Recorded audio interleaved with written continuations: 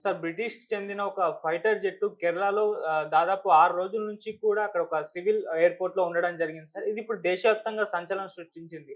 అంటే ఒక బ్రిటిష్ చెందిన యుద్ధ విమానం కేరళలో అది కూడా సివిల్ ఎయిర్‌పోర్ట్‌లో ఉండడం ఏంటి అంటూ చర్చించుకుంటున్నారు. దీనికి గల కారణం ఏంటంటే ఎందుకు అక్కడ ఈ ఫైటర్ జెట్‌ని పెట్టారు? ఏమన్నా జరగబోతుందంటారా? మరి దీనికి సంబంధించి ఎటువంటి ఇన్ఫర్మేషన్ ఉంది సార్? యాహ్! ఇప్పుడొక 6 రోజుల నుంచి ఒక మన దేశంలో ఒక సంచలనంగా ఉన్న విషయం ఏందంటే, బ్రిటిష్‌కి సంబంధించిన ఫైటర్ జెట్ ఎఫ్-35బి ఈ ఫైటర్ జెట్టు తిరువనంతపురం ఇంటర్నేషనల్ ఎయిర్‌పోర్ట్‌లో 6 రోజుల నుంచి ఉందన్నమాట. ఎందుకిక్కడ దీన్ని దింపారు? ఇది యుద్ధ విమానం అసలు బహిరంగంగా ఇది కనపడదు ఎప్పుడు గాని. ఇలాంటి బహిరంగ ప్రదేశాలు అంటే ఒక ఎయిర్‌పోర్ట్ అంటే ఓపెన్‌గా ఉంటుంది. Civil airport. ఇక్కడ ఈ యుద్ధ విమానం దింపరు. ఇక్కడంతా కూడా ప్యాసింజర్ విమానాలే ఉంటాయి. ఇలాంటి చోట ఒక యుద్ధ విమానం 6 రోజుల నుంచి, అది కూడా ఒకరోజు ఏదో పొరపాటున దిగిందంటే మళ్ళీ తీసుకొని వెళ్ళిపోయి ఉండాలి. 6 రోజుల నుంచి ఎందుకుంది? పైగా ఇది మామూలు విమానం కాదు. $100,000,000 ఒక విమానం ఖర్చు. దాని తయారీ ఖర్చంతా $100,000,000 అంటే మన కరెన్సీలో చెప్పుకోవాలంటే 865,00,00,000 ఒక విమానం ఖర్చు. అంత పెద్ద విమానం ఇక్కడ ఎందుకుంది? రెండోది, ఇలాంటి విమానాల్నే ట్రంప్ మనకు అమ్మాలని చూస్తున్నాడు. ఎందుకంటే ట్రంప్ రాగానే మోడీ వెళ్లి కలిసినప్పుడు ఎఫ్-35 విమానాలు మీరు కొనండి అని చెప్పి.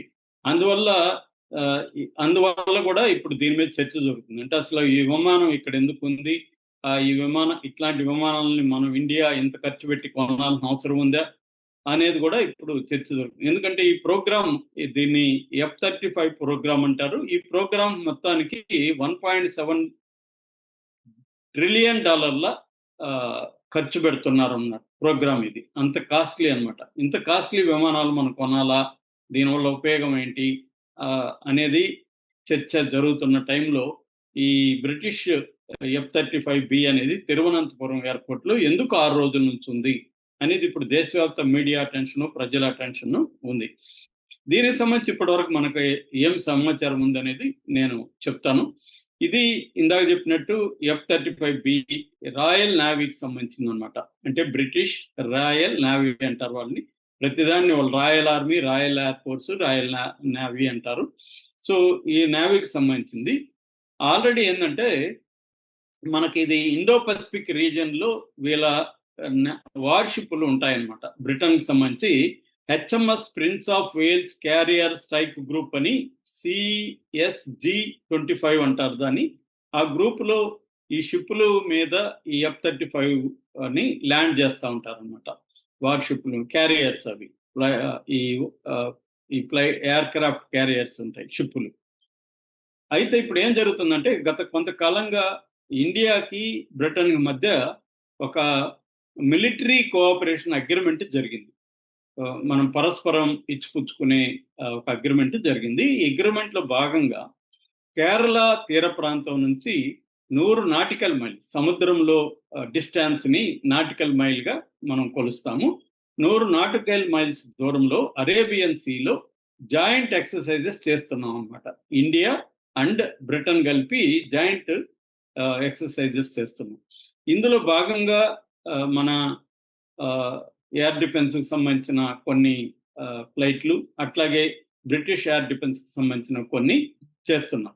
ఈ నేపథ్యంలో ఏమైందంటే మొన్న 14వ తేదీ 9:20 గంటల రాత్రి pilot distress call, mayday mayday mayday అని మనం చెప్పుకున్నాం కదా! అలాగా డిస్ట్రెస్ కాల్ పంపించాడు. అతనేమన్నాడంటే ఫ్యూయల్ అయిపోయింది. కాబట్టి నేను ఇప్పుడు ఆల్రెడీ నాకు ఇక్కడ సముద్రంలో నైట్ కాబట్టి సరిగ్గా విజిబిలిటీ లేదు. వెదర్ కూడా బాలేదు. కాబట్టి షిప్ మీద నేను ల్యాండ్ చేయలేను అని చెప్పినప్పుడు ఇమ్మీడియేట్‌గా వాళ్ళు India's air defence identification zone అంటారు. ఐజెడ్ దాన్ని కాంటాక్ట్ చేస్తే ఇమ్మీడియేట్‌గా మన వాళ్ళు పర్మిషన్ ఇచ్చారు సెంట్రల్ గవర్నమెంట్. దాన్ని దగ్గరగా ఉన్న తిరువనంతపురం ఇంటర్నేషనల్ ఎయిర్‌పోర్ట్‌లో దింపి దానికి ఒక సెపరేట్ బే నంబర్ 4 అని దానికి సెపరేట్ ప్లేస్ ఇచ్చారన్నమాట. ఎందుకంటే అది మిగతా వాటికి దూరంగా ఉండాలి. ఇది హైలీ సెక్యూర్డ్ ఇదన్నమాట. దాంతో పాటు మనకి సిఐఎస్ఎఫ్ అంటారు, సెంట్రల్ ఇండస్ట్రియల్ సెక్యూరిటీ ఫోర్స్. మన ఎయిర్పోర్ట్లకు అన్నిటికీ ఇదే రక్షణ కల్పిస్తూ ఉంటుంది. ఒక సిఐఎస్ఎఫ్ బెటాలియన్ ని ఈ విమానం చుట్టూ పెట్టారు సెక్యూరిటీగా, బయటకి ఏం వెళ్లకుండా పోకుండా. అలాగే దీంట్లో crew captain Fred, captain Mike, తర్వాత ఒక 6 మంది టెక్నీషియన్లు, వీళ్ళందరికీ కూడా ఒక ఇంటర్నేషనల్ స్థాయి అకామిడేషను, వెస్టర్న్ స్టైల్ ఫుడ్ అవన్నీ కూడా ఎయిర్పోర్ట్లోనే కల్పించారనమాట వీళ్ళకి. సో ఇప్పుడు మామూలుగా అయితే ఫ్యూయల్ అయిపోతే ఇండియా ఫ్యూయల్ కూడా నింపింది, మరుసటి రోజు వెళ్ళిపోవాలి ఇది, కానీ వెళ్ళిపోలేదు. వెళ్ళిపోకపోవడానికి కారణం ఏంటంటే వీళ్ళు తర్వాత రోజు వచ్చి దీన్ని మొత్తం పరిశీలిస్తారు. మామూలుగా అక్కడ గ్రౌండ్ స్టాఫ్ అంతా కూడా ఇచ్చారు. సో వాళ్ళు వచ్చి చూస్తే దీంట్లో హైడ్రాలిక్ సిస్టమ్ ఫెయిల్యూర్ కనిపించింది. సో హైడ్రాలిక్ సిస్టమ్ ఫెయిల్యూర్ ఉన్నప్పుడు దీన్ని గాల్లోకి తీసుకెళ్లి మళ్ళీ షిప్ మీదకి తీసుకెళ్ళడం కష్టం అవుతుంది. అందువల్ల ఇక్కడే రిపేర్ చేయాలి.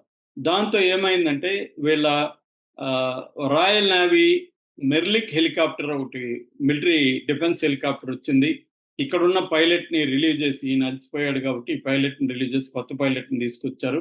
అట్లాగే రిపేర్ టీముని తీసుకొచ్చారు.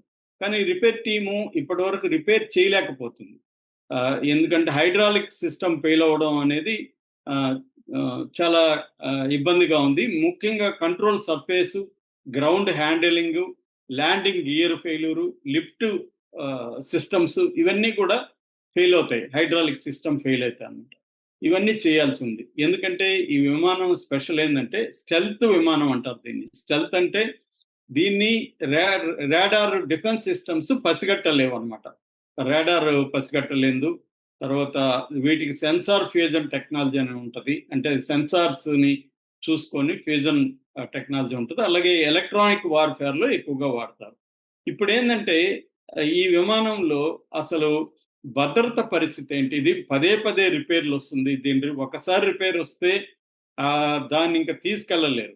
దీనికోసం మళ్ళీ ఏం చేయాలంటే తరలించాలి ఎక్కడికైనా, వేరే ఇది పెట్టి. ఇది భయంకరమైన ఖర్చుతో కూడుకున్న పని. ఇలాంటి విమానాల్ని మనకు ట్రంప్ తగలగట్టాలని ప్లాన్ చేశాడన్న చర్చ కూడా ఇప్పుడు మోడీ వ్యతిరేకులు అందరూ కూడా, మోడీ దానికి ఒప్పుకొని వచ్చాడు.